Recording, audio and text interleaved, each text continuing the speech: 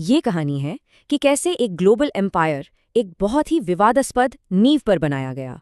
किसी भी लीडर के लिए सवाल यही होता है कि शुरुआत आखिर कहाँ से करें। 1938 में ली ब्योंग चुल ने सैमसंग नाम की एक छोटी ट्रेडिंग कंपनी खोली। बस यही सब बेचते थे। पर इसकी जबरदस्त ग्रोथ तब हुई जब इसने एक तानाशाह से हाथ मिला लिया। 1960 के दशक तक सैमसंग एक जाना पहचाना नाम था, लेकिन तभी एक सैन्य तख्ता पलट ने खेल बदल दिया।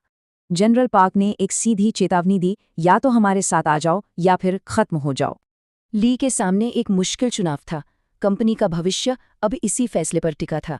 ली ने सरकार के साथ जाने का फैसला किया और इसी ने दक्षिण कोरिया का भविष्य बदल दिया।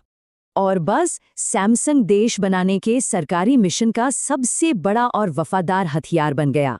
इस सौदे ने सैमसंग को सरकार से पैसा, विदेशी टेक्नोलॉजी और जबरदस्त कम्पेटिटिव फायदे दिलाए।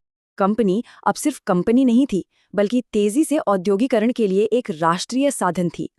1969 में सैमसंग ने पूरी सरकारी मदद से इलेक्ट्रॉनिक्स इंडस्ट्री में एंट्री मारी। ये एक बहुत बड़ा दांव था, लेकिन उनका पहला ब्लैक एंड व्हाइट टीवी हाथों हाथ बिक गया।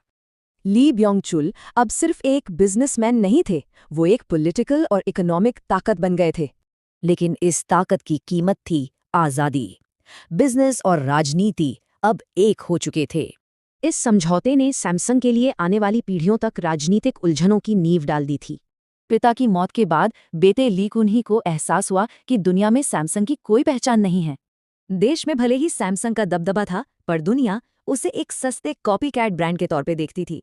तो 1993 में उन्होंने एक चौंकाने वाला आदेश दिया, अपने पिता के कल्चर को खत्म कर दो।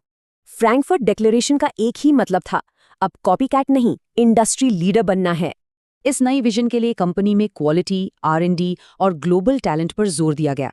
लेकिन सवाल ये है कि क्या कोई नई पहचान अपनी विवादास्पद और शक्तिशाली विरासत से कभी बच सकती है?